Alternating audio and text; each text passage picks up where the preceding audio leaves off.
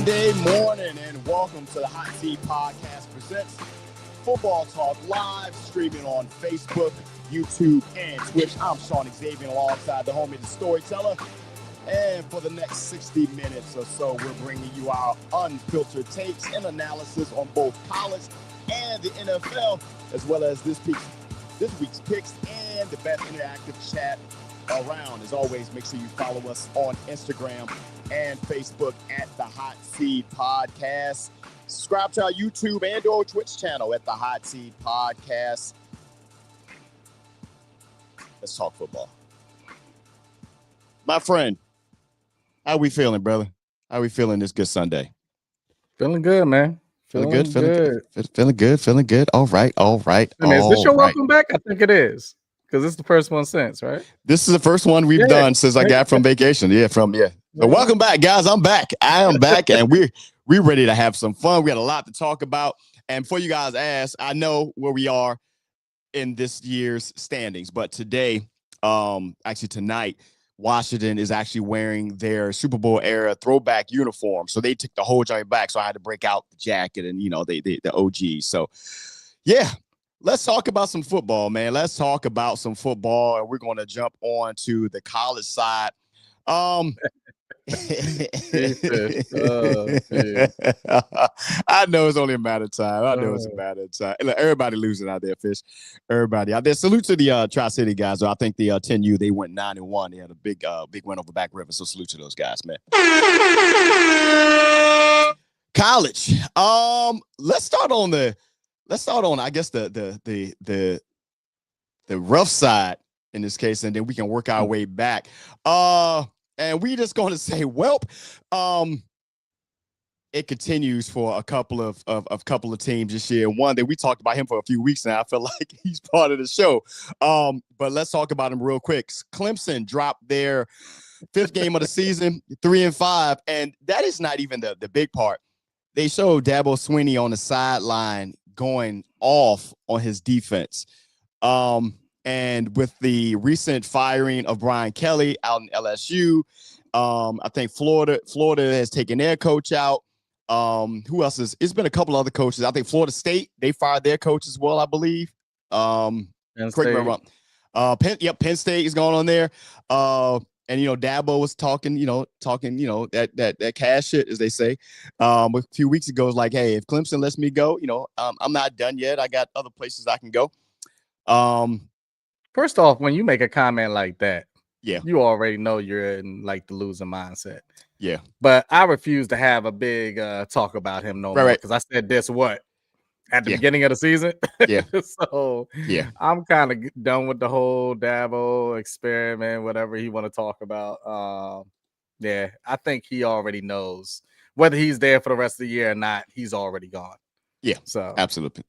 So we can move off of him. And go ahead. Very similar to old boy in LSU. So. Yep. And somebody, I don't know if he's gonna follow suit, but I will support it. Mario Cristobal. I'm not surprised, and I was high on him, but I wasn't all the way in. I was 95% there. But for the second time, back-to-back years, they were 10 going in. They was high as 2 this year, and again, man, he's underwhelming. He is underwhelming as a coach. The team is reflecting it as well, and the conversation has come up, man. Now, how realistic it is, I don't know. But he has a $61 million buyout. Now, Miami ain't got LSU money. They ain't got Texas money, but they paid him $80 million for 10 years. I'm going to ask you, how realistic, considering that how he's underperformed with a team that should be still top 5, that Mario Cristobal, they may let go sideways because they upset against SMU, and so far they're not going to make it to the conference. To the college football playoff, because Virginia, Georgia Tech, it's one more team. All of them have like only one loss in the conference. They're 2-2. Miami is, and they're going to be out of it. What you think? So let me make this statement first, and this is honestly across the board, college and NFL, and pretty much any type of sports. Good coaching will make average players look very good. Right. But it's also the opposite. Yeah. Coaching can make very talented individuals look disorganized. Right. Like they shouldn't even be on the field together. Yeah. And that's what's happening. This is a coaching problem. And we see it on plenty of teams. It's not just a him thing. So to come back around to your buyout, can I see it happening? Yeah, it's just a number. If you realize how much these universities and things pull in, I mean, yes, Crazy. It looks like a lot of money to those universities like Miami and stuff like that, and LSU and Penn State and places like that. Man, trust me, these donors, they are in the air like, oh no, that person has to go.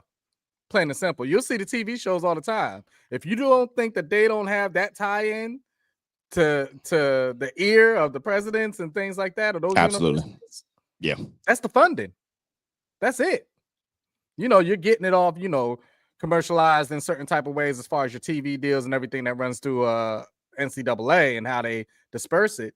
But yeah, you're funding directly to that school. Those donors hold a big amount. And if they come over and they're not happy with what they're seeing, oh yeah. That buyout is already pretty much done.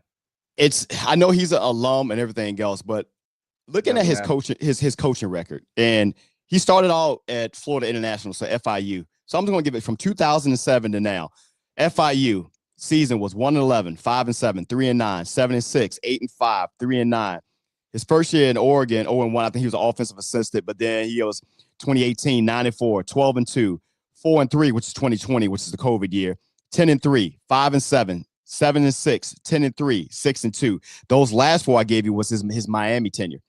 His career, he's a barely average coach. He's a barely over 500 coach. And every one of his stops, including, I guess, year before last, when he failed to take a knee in a game, I believe against Virginia Tech, I believe it was, that they had the game won. They literally all they had to do was take a knee, game's out. He decided to run the ball. They fumble it. They pick it, I believe Tech ends up, I'm picking it up if I'm correct. I'm trying to remember the team. They end up losing that game, which knocks them out of again. You've seen his questionable calls this year. Oregon, how many times during that time when Oregon was the top 5, top 2 in the in the bowl conversation, national championship, and then every time they had that big game and they would lose it, and he was every single time. So I wasn't sold on him when they hired him. The team itself, to your point, made him look better than it was. They just had the talent, and now they're being failed by that because they have way too much talent, man. Well, here's the other thing. Outside of just coaching, right? Yeah. And you'll notice from your university down there, the culture's not there. It's not established. Yeah. Like when you think, Miami football to be exact, the teams you're going back to. Right. And whether they won that year or not, like it was like, we're about to go see Miami. Yeah. It's similar to, I don't want to put them out there because, they actually have a better record right now than what I thought they would. But even with my team, with Michigan, I don't feel the culture, the identity is there, even though we only have a 2-loss record. Right. It's not about the record. It's about what you can see. It's that eye test. And I'm still sitting back like, it's not there. And you only have that 3 to 4 year window. Yeah. Remember, then it's in and out. Like these players are gone. So I'm thinking to the fact on the Michigan side, you have this freshman quarterback that if you don't develop them quickly, you're not only killing that person's time at the university, you're killing their career to the chance of them maybe even getting drafted and where they get drafted. Yeah. So you're messing with these kids' livelihoods if you don't have the right coach there. And that's something you really got to look at. Are they being developed? Are they being built up? Is their mindset being set? Are they paying attention in school? Are they paying attention to the academics? All these different type of things. And if you're not that all in type of sense, because that's what they were talking about as far as LSU. With what's his name being down there, he wasn't all in. Yeah, from day one, he wasn't all in. Day one, yeah, from day one, man. It's He can even be a good coach, but it's the fact that if you're not all in, especially at some of these schools, you can do that in some of these off schools. You're at LSU. You're at Michigan. You're at Miami. You're at Alabama. You know, you're like some of these schools, Penn State. We're picking these schools, and you're like, nah, bro. We can see that mid-year. Right. Yeah. We only gotta wait till the end of the year. We can see that mid-year. So you gotta get it together. Yeah. Speaking of all in, man. We got to talk about this one here. As many games that happened, this one was a pretty dope game, even though it was, if you're looking at the standings, pretty lopsided. This weekend, it was the battle of two NFL greats as they now have become coaches in the HBCU arena. Norfolk State, head coached by none other than Mike Vick himself. On the other side, Shawn Jackson. Two players that they even said to themselves that when they look across the field, I would never have seen him as a coach. Now, of course, Vic was on Fox, on Fox Sports for a while, so he did kind of have that thing going. Whereas Shawn Jackson, outside of playing those last few years, I think in Tampa, I think that was his last stop. I think he did go out to the Rams for a short something like that, but he hadn't really, at least from what I can tell on from as far as from the outside, he really hadn't done anything in the coaching aspect. But it was a game that was played at the Link where they both played at when they played for the Eagles, which was that I still remember that Monday Night Massacre and against my Washington Redskins at the time, and it was so bad. It was first game of the play, 80-yard bomb from Vic, just nasty. I think it was like 50 something, like 20. It was just bad. But at the Link, 40,000 fans announced in attendance, which was pretty dope. I did read also they raised about a little over $1 million in revenue, which will be paid back into the schools. And again, Norfolk State right now 1-8. Yes, he has had time to grab some talent in. Delaware State, however, they're 6-3, and everything I've been reading, man, like Shawn Jackson, he has those guys playing and ready to go. The passing game was a big part of the Norfolk State game. They all had to go 300 yards for their guys there. There was an interception thrown. But even though it was 27-20, the game wasn't really that close. It was really up until like the fourth quarter, where Norfolk State kind of like made their run. But Delaware State kind of, dealt with their hand there. There was, a lot of tension going on, so we don't have to talk about, the little scrum, but that happens anyway. But I will always get your feedback. How do you feel, man? Like, we got Prime in Colorado. Eddie George now is actually the coach because he left the other school he was at. And now, not Grambling, but he's actually in that FBS school now. Eddie George is. You got Vic, you got Shawn Jackson. I might be amiss of any, primetime players who's coaching now. But how you feel, man? How do you feel about, they're coming into the college. Let's go back to something that you mentioned, because I don't want to glance over it. Yeah. For all the people that had all this different talk about, Deion's decisions and things like this is the Deion effect. Yeah. Yeah. Even though certain coaches were already established before Deion got into the HBCU side of things, this is the Deion effect. Mm-hmm. This was prime time. You see, like everybody was talking about it and where they played at and things like that. Like, this is huge. This is huge.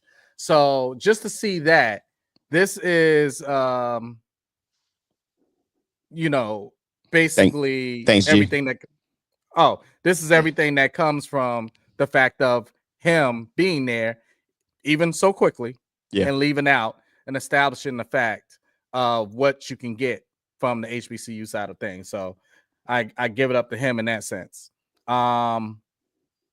It's going to be a working process for Vic down there, but I'm just glad that he went back. Yeah. It causes that buzz. It causes people to put the eyes on it, things like that. Maybe even get to some things in order, because that's what, if you remember, Ed Reed was going through. Yeah. And them not listening to him about certain conditions and things like that. Yeah. So when you got that eyes on you, you can't really sweep that underneath the rug. And sometimes you need that, whether it's positive or negative. You need that. If it is negative, use it for the positive to change things around. You got the income coming in and all those different type of things. So, that's the huge side of this. Now, just on the playing side of this was the tale of just two different sides. You had the passing side on the Norfolk State. You had the rushing side on the Del State side. I think Del State ran for about 200 yards. Which is crazy considering there's, Deshaun Jackson was like, look, I know I was a great receiver, but I know that running the ball is what we're going to be good at, which is kind of funny, right? And the flip side, Vic ran a lot. And it's just funny just to see. Yeah. But also just to see, them get together out there and showing the love for each other and everybody that was showing up out there. So, and the build up to the game. So I think that's what I take out of it more than, hey, let me nitpick this game, what was done right, what was done wrong. Yeah. First year there, really probably not even his full recruiting class and stuff like that. You got to think of the condition of where they were at compared to where they're trying to go. So this is something I'll more look back on next year and maybe the year after when he starts pulling in, really seeing how an all season looks through him, if you get me. So. Yeah, it was a great time, man. Of course, man, we appreciate you guys joining us today. Football Talk Live, powered by Dubby Energy, powered by the one and only, powered by the one and only Dubby Energy. There we go. I got caught up in it for You need a second. W? You need a W over there? There we go, right here. No sugar means no crash. That means no jitters. That means you have extended playtime. You got extended Sunday, whether you're watching us right now or you're going to go all the way out to Sunday Night Football when my Commanders are going to be playing the Seahawks. Hopefully win that game.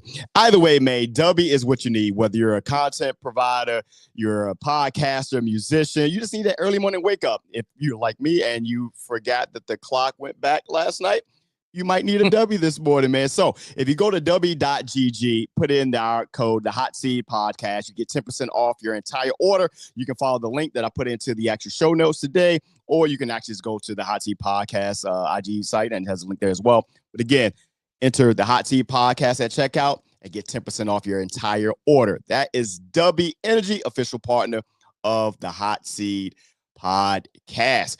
Oh, man, let's go ahead and switch on over, man. Let's get talking about some NFL football. Where do we start?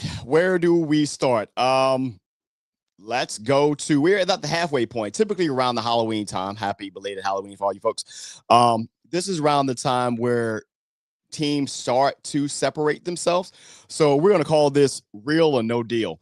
The teams that we think are real and some of them that we're like, nah.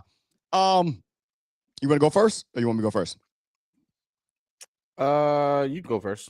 All right, I'm gonna go with the real. The team that I picked to win their division and everything they've been doing there has been working, and that's going to be the current 7-1 Indianapolis Colts.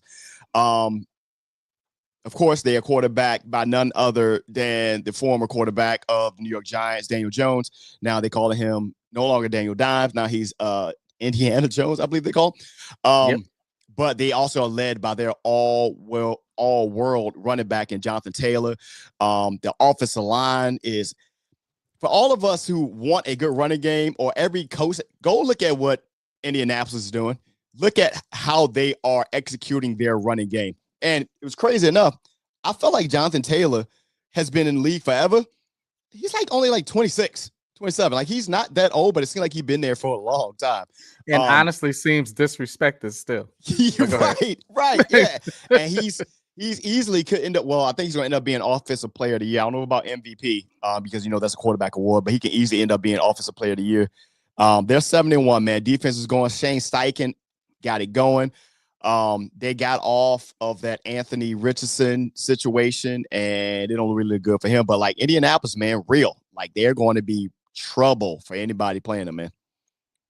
All right, so I'll stay in the AFC. I had Indianapolis up there, but a team that, record-wise, you may sit back and go, okay, they're doing okay. Mm-hmm. It's just the team every year. You already know where I'm going. It's the Chiefs. They just had to get everybody back, and now that they're getting everybody back, tell me that you're not scared of them. It's annoying. The defense is there. Yes. The coaching is there. The quarterback is there. Got receivers there. Nothing but speed. Say what you want about Kelsey, clocked in, clocked out. I guarantee you around that playoff time, he'll figure something out. He'll be clocked in. It's one of those things that I'll just sit back and I'm just like, this is how it's supposed to be done. Yeah. If you ever sit back and question the Chiefs, just kind of knock yourself in the head, because I don't care what team they put on the field. They are a threat. Every time. Every time, man. They didn't win last year. Yeah. Gotcha. But when I'm sitting back and just talking about that threat, it's like on that AFC side, guess who you got to go through? Yeah. Every single year. Yeah. Every single year. It's the Chiefs. Everybody talks about the wide receiving core and all this. It don't matter. Oh, so-and-so missing from the line. It don't matter. They are the new Patriots, man. And really, because people look at this and say, well, outside of the Randy Moss years and stuff like that, people look at it. The Patriots had a really good defense, but their offense was like, they didn't think much of them. But here's the thing with them.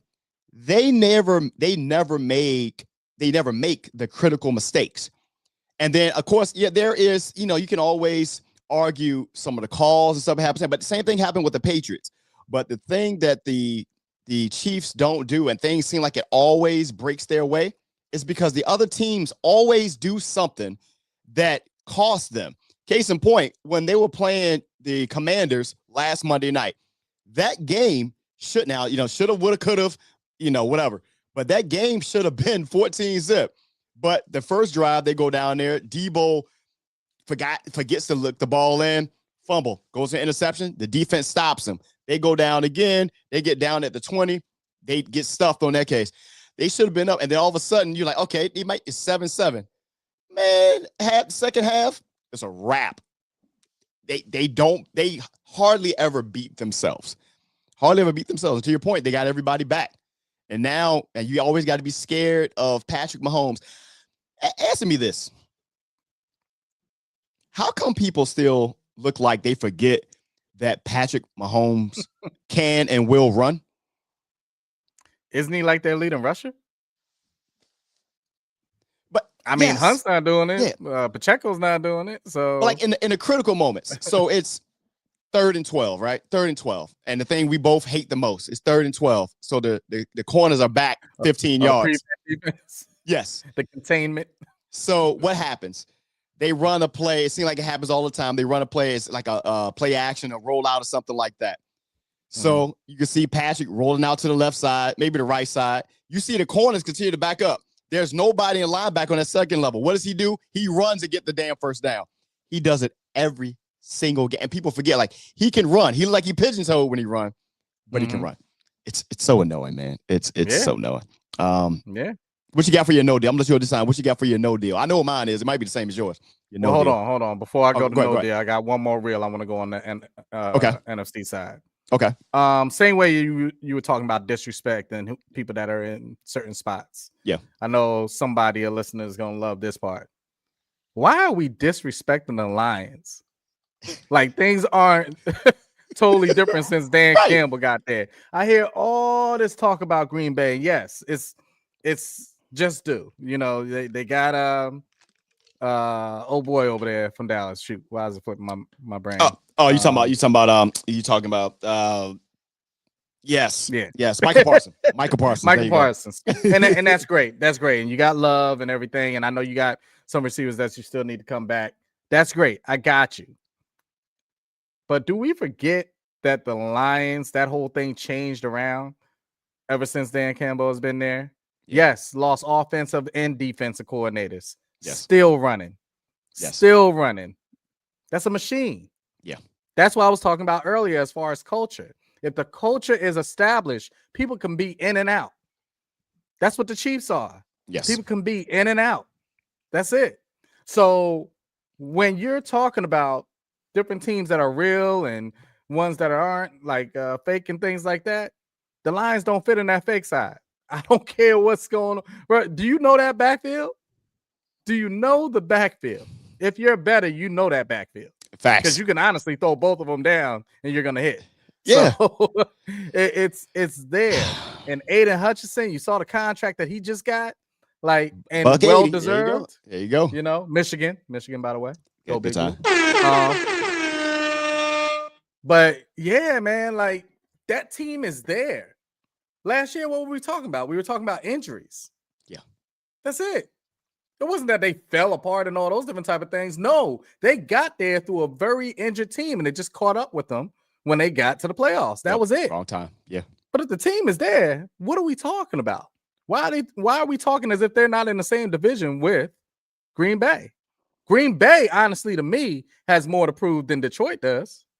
Absolutely. If you're asking me between the two sides. Absolutely. Whether they got somebody new there or not. So that's somebody I would put on the reel that a lot of people just aren't talking about the way that they should be spoken about. Yeah.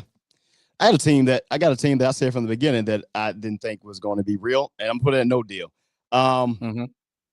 Pittsburgh Steelers, currently at 4-3, and they're no deal, and they're doing exactly. Now I know we're halfway point. Teams can go on a run, but I don't foresee this happening at all. Specifically because their points differential is at 0, meaning they have scored and gave up the same exact amount of points, which if you look at the differential, that's typically an indicator of how good the team really is. And looking at that, I'll tell you a point about Detroit. They actually have a better point differential than actually Green Bay, who's 6-1. Detroit actually has a plus 64 point differential. Gotcha. The Pittsburgh Steelers are 4-3. They are trending towards another Mike Tomlin 500 season, maybe one game above. And they're doing the exact same thing that I said they would do. They're going to maybe squeak their way into the playoffs. But in this case, with the AFC being so loaded, they may not. And if they do, so what did you accomplish? You got another mid-tier season. Now you got a probably 15 to 20th pick of a quarterback. And the current quarterback you got is a 1-year rental. So you're going to spin the block again next year doing the same thing because you're not going to bring in a top-tier free agent because no top-tier free agent seems like they want to go to Pittsburgh or they don't go after them. And they haven't shown, again, that they can develop a quarterback post Big Ben. So as much as we love them, no deal. And I know they've only had 3 coaches in their lifetime. Look, let me piggyback from right there. Yeah, go ahead. My brother is a diehard Pittsburgh Steelers fan. Right. Diehard. Right. He admitted to me on the phone a couple days ago that, Aaron Rodgers is showing up better than what he thought he would, which I would agree with. Aaron Rodgers is. Especially the all-around side of it, the charades that he normally does, the storyline that he normally pulls with him. But that doesn't hide the fact that they look like a hoax. Yeah. And I never thought I would hear the day, but my brother said, I think it's time for Tomlin to be gone. And when I say diehard Pittsburgh, I'm talking diehard Pittsburgh. Yeah. And he was like, yeah, it's not even the fact that he's a bad coach. It's the fact that his time is just up. And that's the real. You don't have to look at somebody and say, yeah, you're horrible at coaching. You always make the wrong decisions. Yeah. No, your message is just not echoing anymore. It doesn't hit the same way. Right. It's just not doing it. And it's not even that you got to stop coaching. You just don't need to be there anymore. I guarantee you, he could go to a whole nother team and put the same message out there, and it'll resonate in a totally different way because they haven't heard anything like that before. But in those hallways, in that locker room, it's just like in and out. Yeah. Remember, he's dealing with all the same players pretty much. Yeah. It's the highest paid defense in the league, and if not the oldest one of, I want to say. Yeah. So, and then think about who's coaching them. As far as defense coordinating wise and things like that, like you're sitting back, all these coordinators very much older, on the offensive sides and stuff like you're running. He do got Arthur Smith as their coordinator, but yeah, I mean he was the head coach in Atlanta, and he was the head coach in Atlanta. There you go. But it's just the same old. Yeah. Like when you look at it, it has to change. It has to change with that time, and it hasn't. It reminds you of Marvin Lewis. It reminds you of Marvin Lewis in Cincinnati. Was winning. Yeah, he was. Yep, was winning. Carson Palmer, Ocho Cinco, Hushmanzada, that whole crew, they were there. And then, 8 years? And they just couldn't get over the hump. Yeah. They really couldn't. And then for Mike T and them, man, Mike Tomlin. I'll be respectful. Mike Tomlin, I don't know him well enough that you call him Mike T. It just ain't, man. It's just not. It's not. They have their defenses, but to your point, look old. They haven't had a running game in I don't know how long. You get rid of Najee Harris. I don't know why. Yeah. They haven't had a always running getting game. you 1,000. Yeah. Yeah, but you're not even calling it for that. Because Warren back there is good. Yeah. But they're not even playing through him. Like, it's so off to me. Yeah. But they're doing what the Steelers do. They find a way to a pretty good record, which knocks them out of a very good pick, and they fail in the playoffs. In a division that's not even good this year. Like the division, you had every opportunity. Think about this. Everybody's still picking the Ravens. We're going to talk about them in a minute. So hold on. This will lead you right into that because my no deal is the Ravens. Okay. So it can lead you into whatever you're about to speak of because my no deal is the Ravens, and it has nothing to do with if they come back and win their division or anything like that. From Lamar being out, I can see how much they depend on specifically him, and that's the failing of the institution that they have in place there. Yep. That's the failure, and that's what they're going to run into in the playoffs like they normally do. It's the end-all, be-all. Now, trust me, I know there's a lot of teams that rely heavily on like these one players, a Josh Allen, a Joe Burrow, and things like that. But I mean, this thing doesn't move at all. At all. Yeah. It's the end-all, be-all. And we've seen what happens when that pressure comes down and he has to be the end-all, be-all. And they're not calling the plays right. And I mean, last year he was doing his right stuff and they couldn't catch the ball in the end zone. Like, it's not. I don't see it. I don't see that. And then sometimes you could have that defense that can save you. They don't have that. Not no more. Yeah, they don't. They don't have that. They got the players. They just on defense. Yeah, they got certain players there. Yeah. But, you know, I know how you feel about a Kyle Hamilton and things like that. And he's all injured up.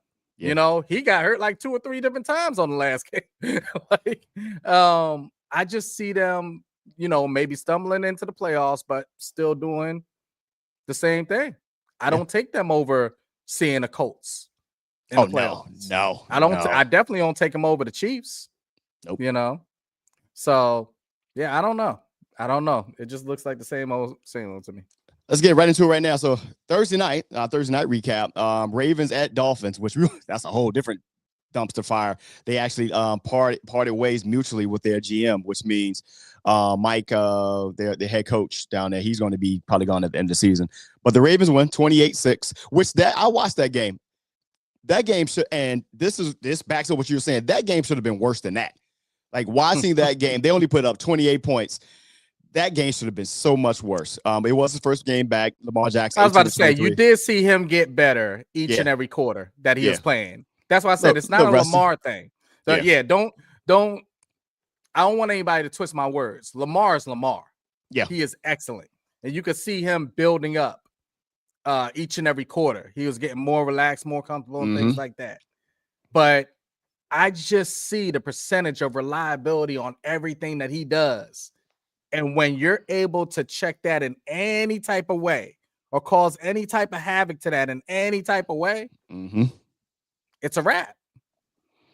It was a horrible game to watch. You talk about no deal. They should never gave no deal to Tua. God, it was so bad watching him throw, man. Threw an interception, took a couple of sacks. It just looked bad, and they had total 3 turnovers in the game, but that didn't matter. That game was done. Like, again, that game should have been a lot more. Even with this was a guy who called out his teammates a couple weeks ago. Right. Yeah. And all for what? Like but he's going to still be there after the fact because the coach will be gone, the GM's gone, but, you know, they still got their money tied into him. No, I'm about to say, nobody taking that money. Hell no. But you can still, Jay and I spoke about this offline also. You know, Jay, I listen to diehard Miami Dolphins fan. You know, he agrees. He agrees in that fact. There's certain players he doesn't want to get rid of. I don't know if he's listening right now. You want to throw himself in the chat, but he sees the time is come and gone as far as Tua. And the only way you can get around that is drafting somebody. Because you're not going to be able to trade out. Which I thought they were going to do. We talked about it this past draft. We thought, and I think we all believed at the time, and, you know, I know this is going to create a firestorm, whatever. We thought a perfect spot for Shador would have been Miami because his accuracy is, getting the ball out quick, those short you're not going down the field, typically what Tua does, but far more accurate than Tua, but that didn't happen with neither did, he's not like he was mobile either. But it's rough there on the Ravens side. And even though no deal on it, they may actually come back and win that division. This is their next 4 games. I can see that. Yeah, they got the Vikings. They got the Browns, which the defense is good, but the offense is horrible. They got the Jets, who won their first game, and the Bengals. They could win at least 3 of those games and put them in a position then now that they are 6-4, I believe, or something like that. 6-5, somewhere along that time. And then after that, they got the Steelers, Bengals again. They're not going to beat the Pats. They got Green Bay. And then they end the season on Pittsburgh. So that last game where Pittsburgh could, decide who's going to win the division, only to lose in the first round to whoever the second seed is. But that's what I was about to say. My thing was not about the Ravens coming back and winning that division. It's about, do I believe them going into the playoffs? And so whoever comes out of that division, this is what, if everything stays like it is now, Indianapolis will get their bye. The second seed is either going to be the Chiefs or the Bills. So surprise, surprise, you won your division, AFC North folks. You get to either go to Kansas City when it's cold as hell, or remember go to the Bills have to chase the Pats. Oh, right. I forgot about the Pats. Yeah, don't forget that. Yeah. So either way, you got 3 cold ass. I know it's cold in Pittsburgh. I know it's cold in Baltimore, bruh. The cold that's in Kansas City, even New England and Buffalo. No, sir. No, sir. It's not a good look for them all. And again, the reason I would say no deal for them, because again, I feel how I feel about John Harbaugh. He's one of those ones that he gets in the way of the success of that team by the things. He kind of does a lot of the same stuff that Mike Tomlin does. I don't know, man. They just get comfortable and I don't know. It's not aggressive when you need to be. It's just weird. It's just weird. But some of these teams may need somebody before then. We trade deadline's coming up November 4th. We just saw a trade go down from Baltimore going over to, what was it, Dallas, Green Bay? The cornerback, the left. Yeah. But I haven't seen anything big come through. Any potential sneaky good moves you see in the rise, or people who need to trade in general? I've heard a lot of talk. Okay. The rumor control is out there, and I don't even want to bring this one up. It's okay. It's all right. I'm hearing that they are in heavy trade talks as far as Myles Garrett moving and somehow ending up in Philly. Let me tell you something. Let me tell you something right now. Bruh. If that happens, I need to see the books. I need to see the goddamn books. I don't want to hear nothing else. I want to cross every T, dot every I, because whoever is running the numbers in that organization, that joint is like straight movie hoodlum. Yes. Yes. We are running some illegal stuff going on, because the brains behind that whole thing is just ridiculous. Just for the talk to be out there. Just for the talk. Because it's following what the Rams did that one year.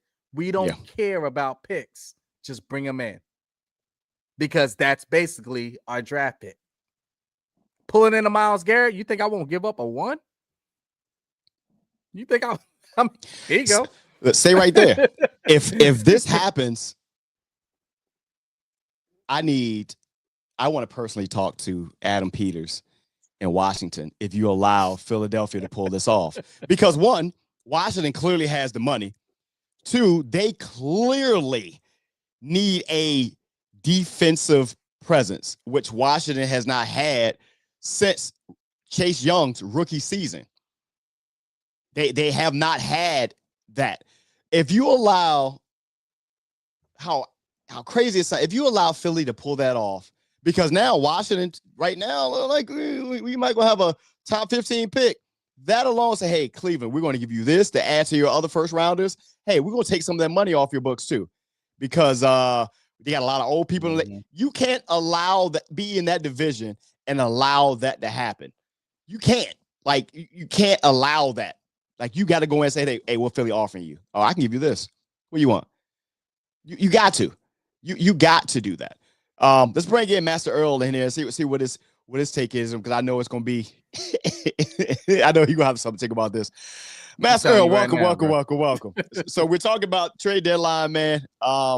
This coming Tuesday, and there's some heavy talk, apparently, allegedly, about the Eagles acquiring one Myles Garrett from Cleveland. That's not happening.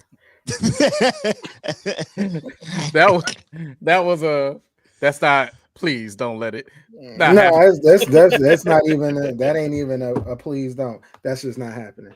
First and foremost, like I got you. Like he's is way too much money. Two,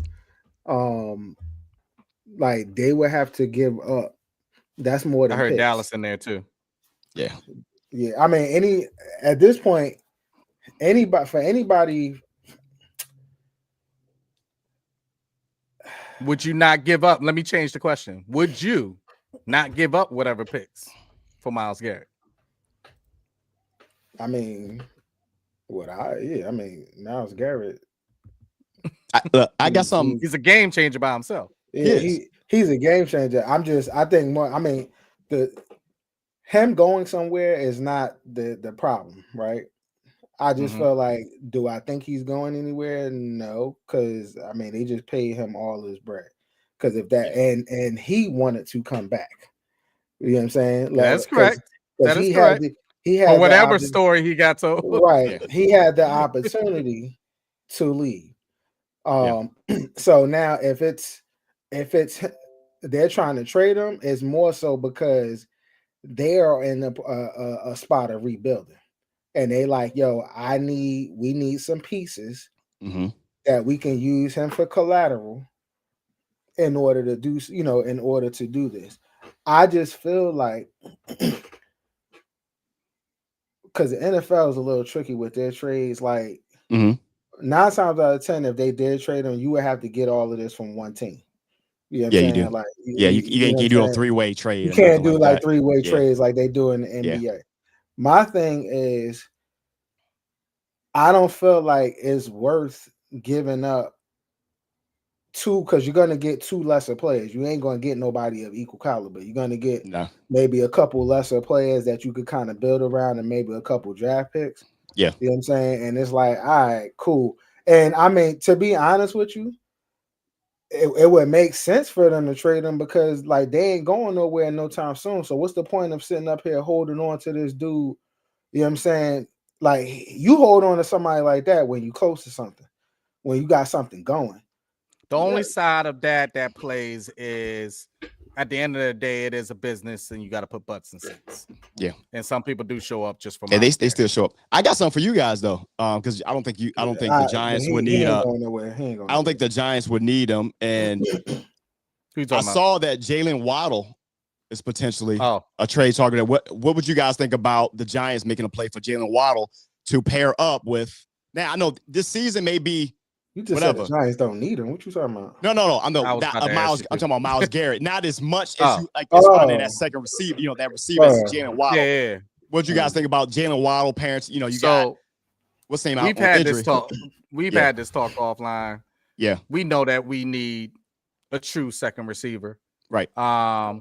There's been talks of Waddle. There's been talks of Chris Olave.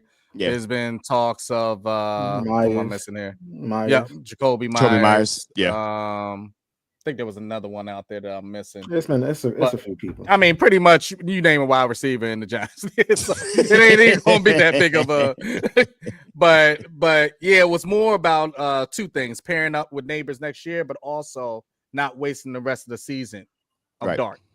Yeah. Showing the progression that he has right now. Now, but the thing is, I mean, there's plenty of people I want off this team too, just as much as whoever we pull in. Evan Neal needs to go.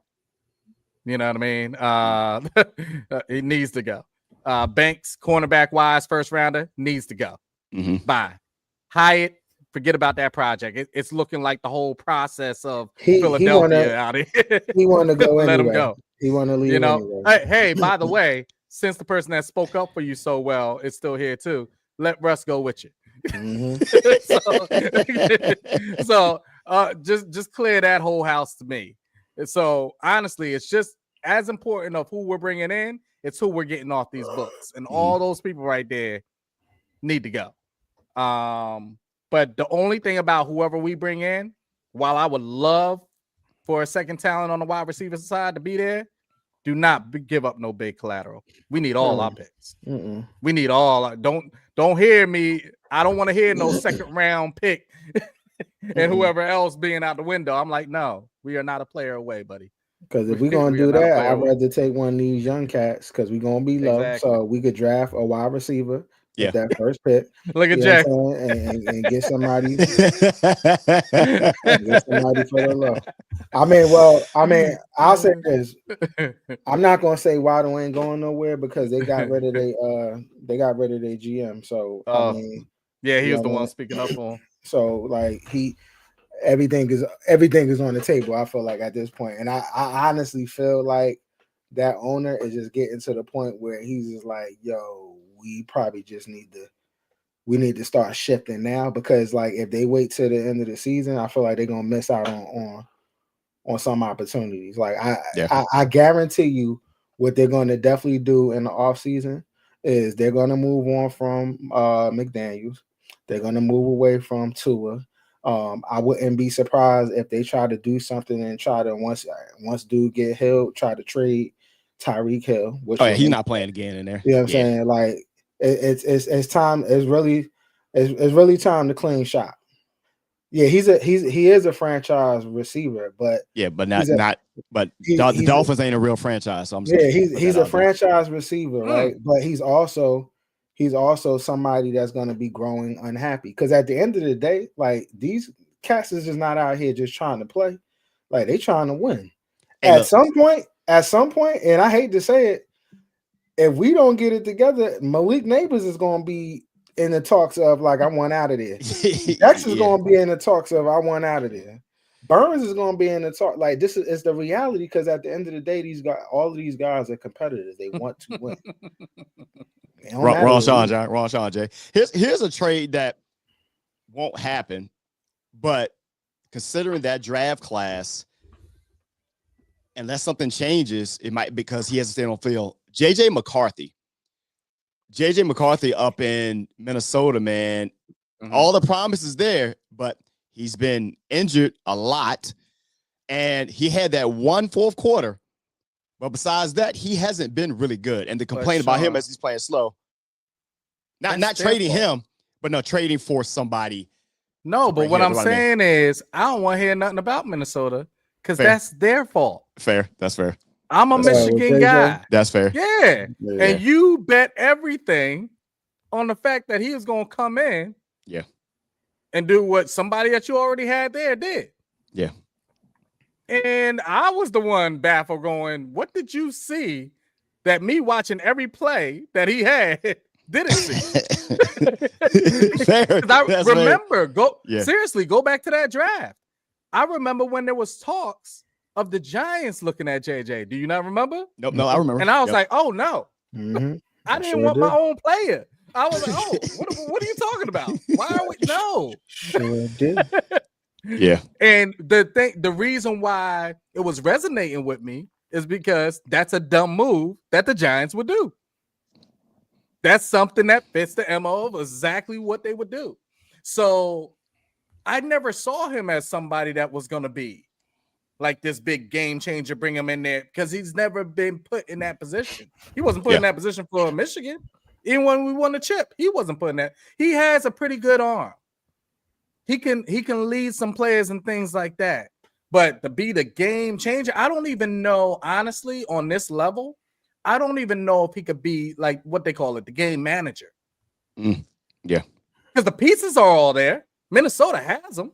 You don't even need a great quarterback. You need a good quarterback, but that knows what they're doing. So why would you rely on that and put that in the hands of somebody that didn't have to prove it on the college level, and now you're going to throw them into the light on the NFL level, and then, by the way, push everybody out? Yeah, that was at least going to help him get to that point. Everybody else gone, and with you see what the other people are doing. Yeah, with the injury to Carson Wentz, now his name has popped up. Will it happen? I don't know. They were pretty serious about it. And Take if Russ. JJ McCarthy, no, they're looking at, they're talking about them circling the block, bringing Kirk back to Minnesota. Back. Yep, they were talking about bringing Kirk back to Minnesota. Did you see him play that? I'm just saying. Yeah, you know, when I saw him make a couple throws the other day, I was like, "Yo." Can I say something real quick? Again, I mean, he is part of the blame for his demise. Well, for his situation. Let me not say demise because he just started. But why is it still not a conversation of let's see what this kid can do? Because to be honest with you, yo, Dart looks great. But I knew that because, like I said, I've been following Dart for about 2-3 years. So I knew what he can do. You know what I'm saying? Tyler's show, I'm going to give him the benefit of the doubt because he's starting this week. Last week, he kind of came in and the game plan wasn't really set up for him. So let me at least see what happens once the game plan is set up for him. But then you got Cam, who was your first round pick, who he respectfully, he don't look good. And forget the system, like he don't look good. You know what I'm saying? So it's like, yo, at this point, and I mean Gabriel, it's like bro. Somebody said the other day, one of the cats on ESPN was like, Dylan Gabriel is not an NFL quarterback. He said this point blank, bro. He's not. Point blank, so at what point do we get to what point do we start saying as an ownership, all right, yo, the fun of games is over. Like, I'm trying to win, dog, because this is about money. I'm trying to win. I don't got time. But that's their fault, is it not? Yeah. Like in Minnesota's case, is it not that their fault that they let not one, but two quarterbacks? I mean, I know that they're kicking the air right now from letting Daniel Jones go. Because you ultimately, you ultimately, that's what I'm saying. But you ultimately let him go when he actually was going to inherit and arguably a way better wide receiving core than what he got. They developed him in Minnesota. They developed Daniel Jones in Minnesota. The receiving core, no, they didn't. The receiving core, he ain't played the development. Yeah, he ain't played the development. His development. No. Well, go ahead. Let me see what you're about to say. To be honest with you, I would say his development came more with the Giants more than anything. But I can't even really call that development. The man was playing on the sideline with the Vikings. He ain't play, so I don't know what they actually developed. Like, you know what I'm saying? He was only there for half of the season. You know what I'm saying? And they let him go. But regardless, and I mean, if you really want to be honest, I'll take both of that back and I'll say the coach developed him. You know what I'm saying? If you want to really take it there, because he's actually shining with the Colts. He actually went through an off season with the Colts, you know. So, you know, I'm gonna give the Colts that credit. But yeah, like at this point, I'm just like, yo, and I'm not even just blaming the Vikings. Like, it's mad teams that can use Shador, and it's like, yo, I'd rather trade a freaking 6th or 7th round pick to try my luck and see, to see what happens, because it can't get no worse than with the situation you're already in. That's my TED talk. Yeah, it's horrible. We're gonna see, man. We're gonna see what's happening, because a lot of teams, my team may be a seller. They might be a seller at the mark there, you know. So depending on how this game night. Okay, so just real quick, I did want to say this about your team. Mm-hmm. I really. First of all, Magic Johnson is a winner. Yo, shout out to the Dodgers. Ridiculous. Every organization this man touches, it turns to gold. So what they say, you got like 16 or 18 or something. I don't know. He let us know last night. I got 18. It's getting to the point where if he keeps it going, you're gonna know more about his ownership than you did about him as a player, which is crazy. Which is crazy. This is crazy. You know what I'm saying? But So I would say you guys are in good hands because you got the golden goose. You understand?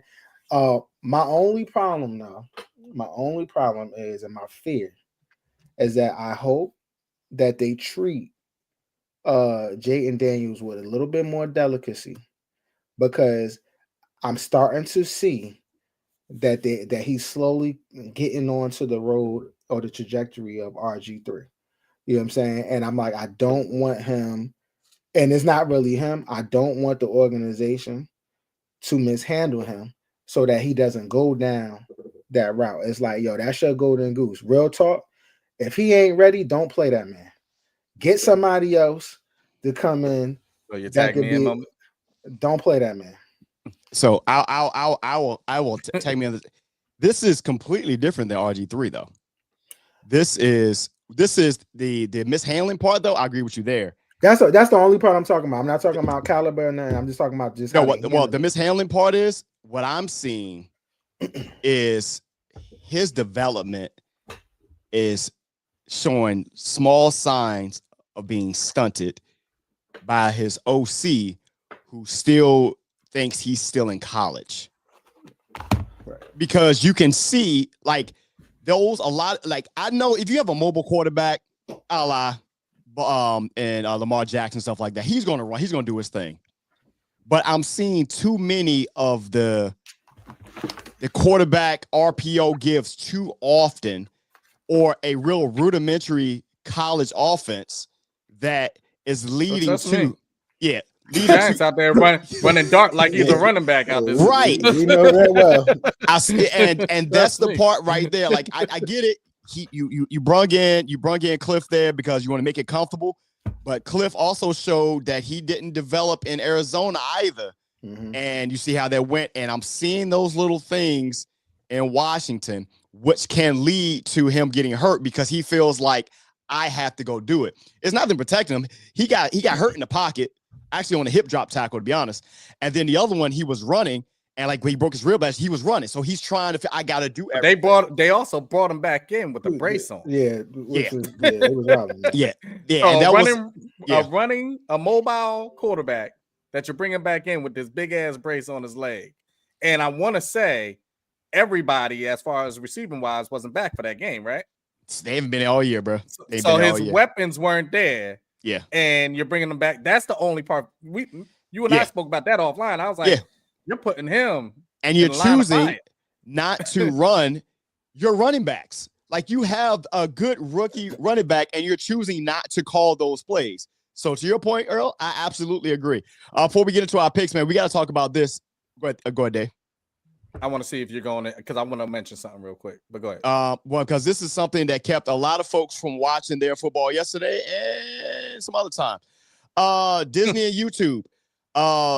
Disney, they legit went in. So they were in discussion to, for a new contract agreement. So mind you, YouTube TV has the largest subscriber base out of all of them. They like 9 million subscribers, something like that. Mm-hmm. Disney and them fall behind them, and they were trying to raise prices. YouTube was like, nah. So Disney was like, all right, we're gonna call your bluff. It's gonna call it blackouts, and they pulled all that stuff from ESPN, all that from YouTube TV, which now I thought the whole point of us getting away from cable was to go to the streaming platforms, and only for it now to be just as big of an issue right now. Now I know that also the NFL has a percentage stake in ESPN and stuff now. I want to say it was somewhere around 10%. Correct me if I'm wrong. Gary, I think it's about 10%. So I don't know. They had some players in this because they want more and more money. But this is a problem, man. I mean, I was away in Puerto Rico and I have all this stuff. I could watch some of the games on Red Zone, but I couldn't watch the Washington game. Which I think we ended up losing anyway, but I couldn't watch the game. Like I couldn't even watch the Philly-Dallas game. And because I know it's a nationally televised game, but I'm out of the area.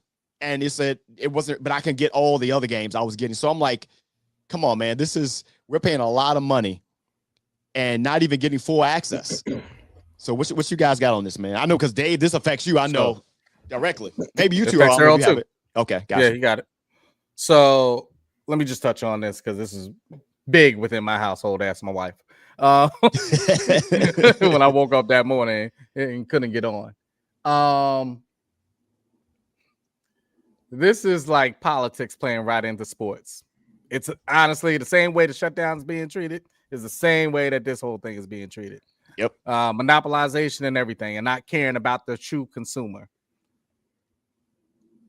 This will probably get solved, honestly, not through any of us.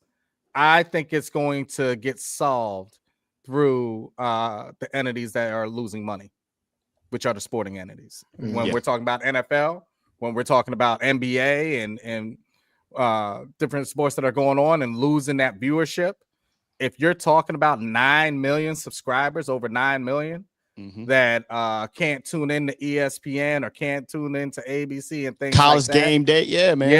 Yeah, that's a lot of viewership that will be dropping.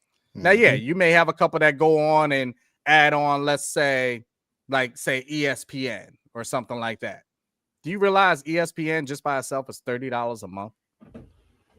I checked. And I'm not doing that. Yeah, $30 a month. I'll go get me, let's just say, something that is already broken. Hint, hint. Before The Hot Seat Podcast does not support the message that the storyteller. Broken. That's all I said. It might be a broken bone. Hey, I agree, brother. But it's crazy. Think about how much you're being charged for those type of things. Yeah. Just like you also led into, they were trying to push us towards the streaming world. So since you're losing that streaming war, you want to throw all that money and pull it away from the YouTube TV side? Mind you, think about all the different things that YouTube TV sponsors. Yeah. You know, hell, I got NBA 2K. YouTube TV runs that. It's in the game. Like it's EA Sports. That's what you did. Yeah. you missing out on a lot of different Cut the things check, guys. when you push these viewerships and everything out.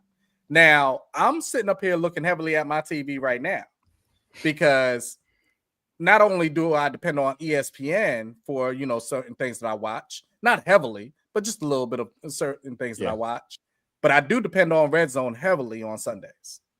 Red Zone, if I'm not mistaken, was part of ESPN now, right? Red Zone is gone?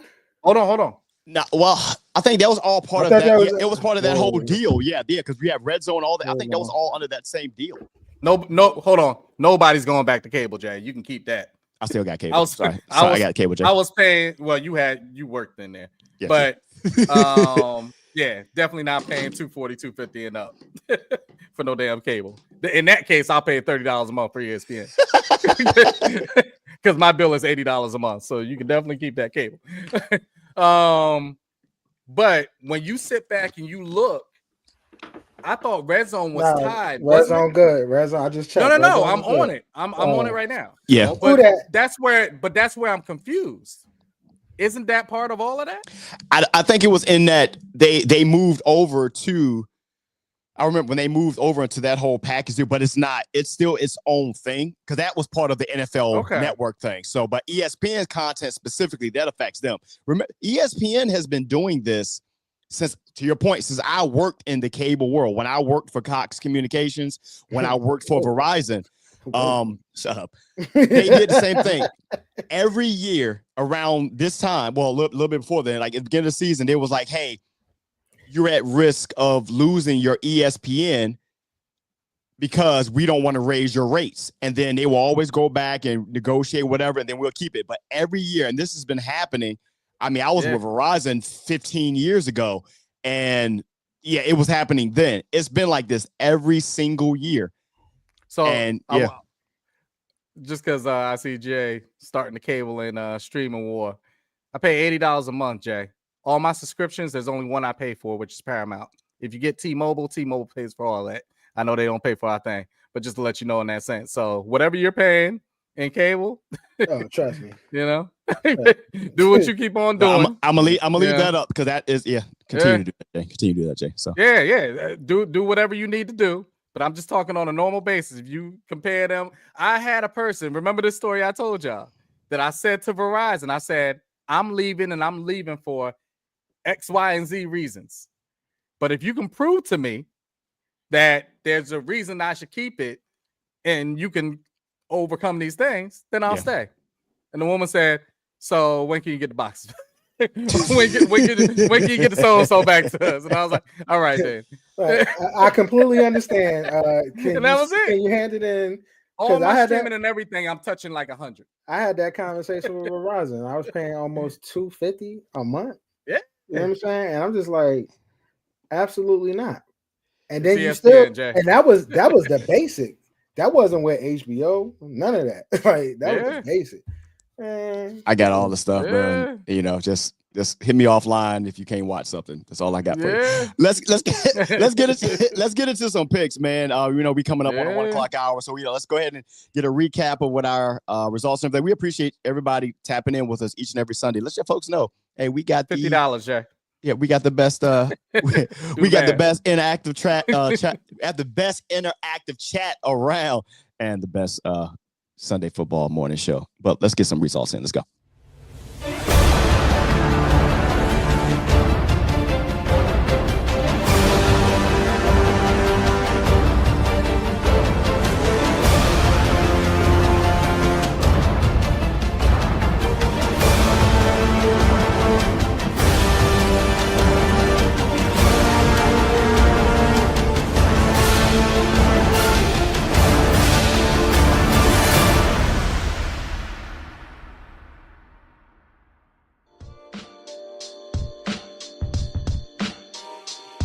Hey, Dave, didn't I give you my picks already? No. Oh, okay. That's from last week. We had a rough week. Hey, shout out to my son, man, who manages to get 7 wins every single week. I don't know how he does it. I don't know, but he's done it all season, bro. 7 wins. He's consistent. 7 wins. I don't know how he does it, but this is my man. Let's get into some of these picks, man. 4-3 Bears at the Bengals. You just never know what the Bears or the Bengals. Who their quarterback right now? Joe still have a quarterback? I'm not giving up no information, so y'all figured it out on your own. Oh my God, this guy's the worst. Because I got the Bears. I got the Bears on this, man. I got the Bears. Perfect. I got the Bears. Keep it moving. Oh my God. No takebacks. I'm good. Vikings at Lions. I got Lions. Hold on. Did you give everybody else time to get there? Oh shit, my Is bad. Gary my on? bad. I already got Gary's thing. Yeah. Jason. Yeah. Jay, who you got? My bad. All right. I was following Earl's league. He was like, keep it going, so I just went to the next one. I'm sorry. My apologies. Nah, I was looking for Jay's picks. Mm-hmm. So I already have Gary's picks are already loaded. All right, well, keep going. Here we go. Panthers at Packers. Hey, they sneaky, man. Those Panthers are sneaky week to week. Packers, though, defense is pretty good, though. They playing in Green Bay. I got the Packers. Go with the Pack. I got the Packers. Same. Watch this be the game. He'd be like, the Panthers upset. Like, yeah, it'd just be the game. They blow them out or some shit. I'm like, yeah, what's happening here?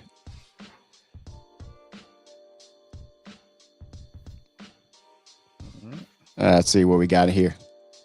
Chargers at Titans. Hang in there, Cam. You know, I mean, look, they need you back in Miami. Actually, no, they need you back as a coach because I got whatever, man. I got the Chargers, bro. I got the Chargers. Yeah, Chargers. The Tennessee did say everybody is for sale except for Cam Ward and one more person. They said everybody's for sale with the Titans. Like, the Chargers. Hold on, you did maybe I didn't put that in there. You did the Lions one? Yeah, I did. I said the Lions. I had the Lions. All right. Go ahead. Falcons at Patriots. The Falcons should be better than that 3-4, but they are the Falcons. I got the Patriots, man. I got the Patriots. Patriots. You talking about a fumble? How y'all fumble Mike Vrabel again? Like he'll just went in and say, "Hey, I'm gonna be successful here too." Just let it be known, I did want him. Teams be pissing me off. Like, bro, they good coaches. Like, What are you talking? All right. You know what? Go ahead and be a struggle franchise because y'all get on my nerves. It's fucking stupid, bro. Don't work yourself up unnecessarily, bro. I know, man. I'm sorry, man. I'm sorry. 49ers at Giants. I got 49ers, man. All right. Well, you see, I normally don't wear my gear, right? I still got the 49ers. We got her. I'm gonna regret this. I got the Giants.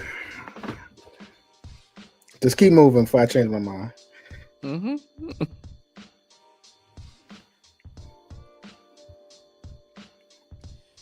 Colts at Steelers. I got the Colts, man. I got the Colts. I got the Steel Colts. Say now, I got the Colts. If this was a different city, and if this game goes sideways, which I think it might go, this might be one of those games they would say, Mike Tomlin, you got to go, just based off of how I seen it. But hey, man, is over 500 right now. You missed that whole conversation. Hey, you just don't like this man from your own city. Or your state. Nah, he's saying his picks, Earl. I mean, Jay. Who's not saying the picks? Might be on the delay. I might be on the delay? Oh, okay. No. I'm talking about on Jay. Okay. So am I missing picks? No. You watching it on cable, Jay? This might be why you got that delay. But that was a good one. That was a good one. That's hilarious. My man. I got him. Broncos at Texas. Don't let that six. That might be a no deal too. Their defense is good, but Bo Nix they playing Texans. I'm gonna go with the Texans with the upset on this one, bro. I got the Broncos. I got the Broncos.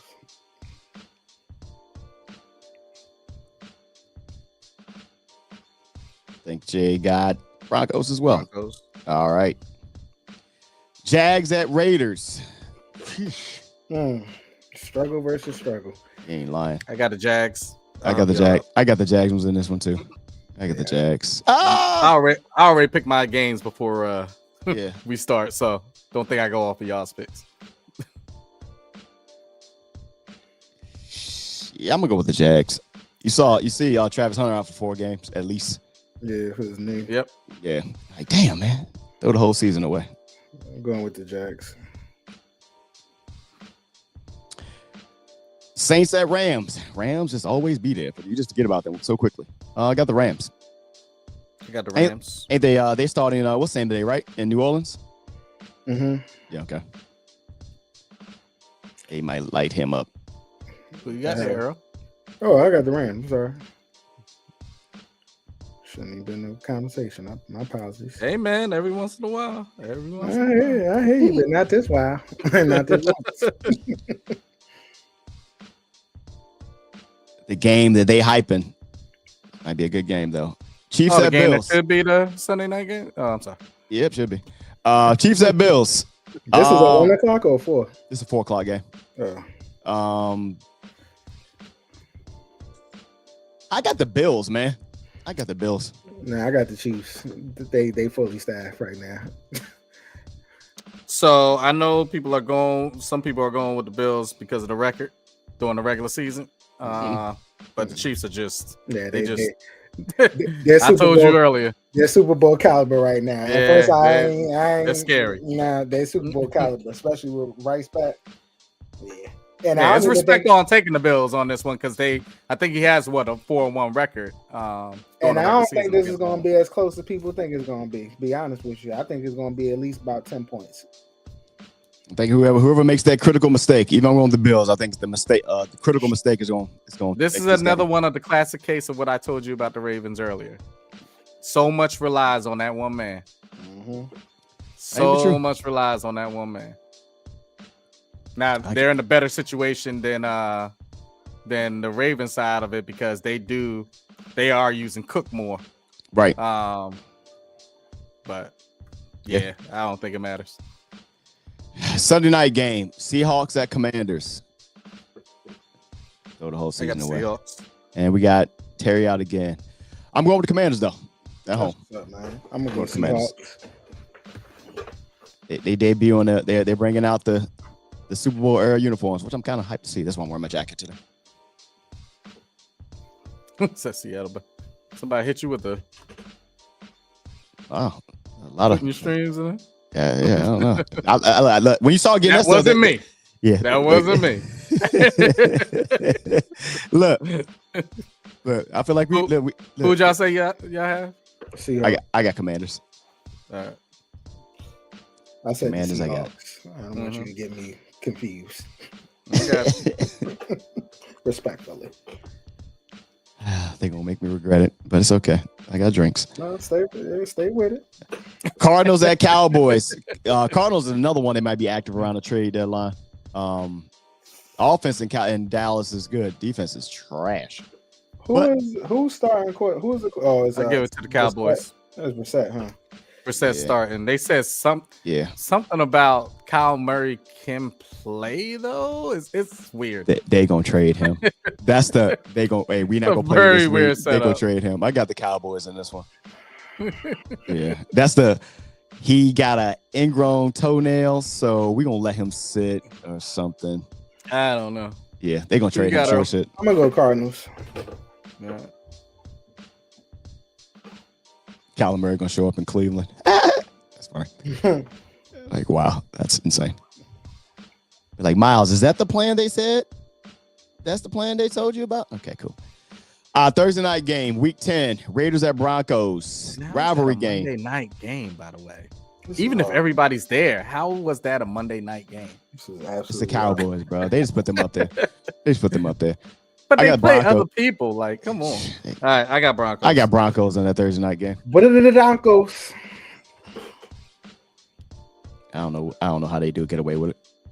Yeah, because I'm just thinking to myself, I don't care if everybody was there. Like, who wanted to see the Cowboys against the Cardinals? Nobody. On Monday night. They own team didn't want to see that. Oh, man. And we got a Berlin game next Sunday, 9:30 a.m.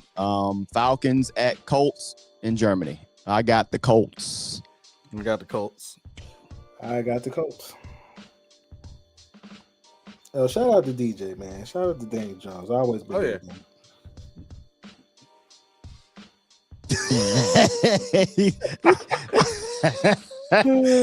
Right. No, let me not lie. Oh, my God.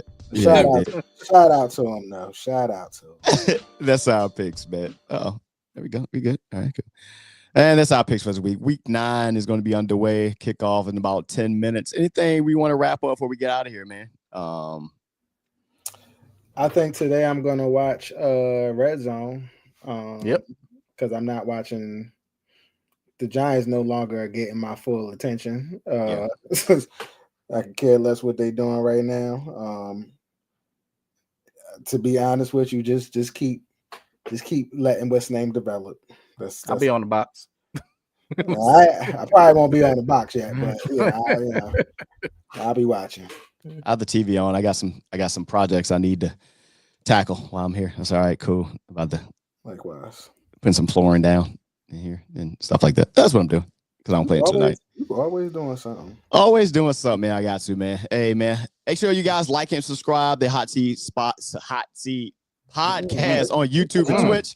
Make sure you follow us on Instagram and Facebook at the Hot Seat Podcast. Our newest episode of the Hot Seat Podcast is out wherever you get your favorite podcast shows. And of course, we are powered by Dubby. So go to dubby.gg, get 10% off your order when you insert our code, the Hot Seat Podcast. For myself, the storyteller, Master Earl, this has been another edition of Football Talk Live, powered by Dubby.